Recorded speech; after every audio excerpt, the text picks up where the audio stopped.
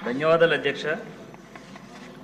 రోజు రాష్ట్రం అంతా సస్యశ్యామలంగా ఉండాలని భూముల్ని ఇళ్లని వదిలేసి పోలవరం ప్రాజెక్టు కోసం వదిలి బయటకు వచ్చారు అధ్యక్ష.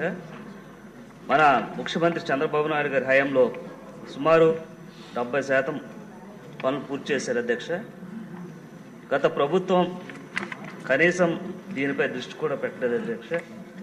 అలాగే నిర్వాసితుల సమస్య అధ్యక్ష, వారికి భూమి బదులు భూమి, ఇళ్లకు బదులు ఇల్లు, 18 సంవత్సరాలు నిండి వారికి ప్యాకేజీ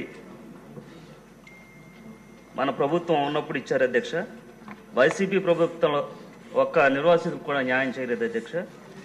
అలాగే వైసీపీ ప్రభుత్వం ఉన్నప్పుడు R&R ప్యాకేజీలో కానీ, అలాగే టీడీపీ పార్టీ నాయకుల్ని, జనసేన పార్టీ నాయకుల్ని గుర్తించి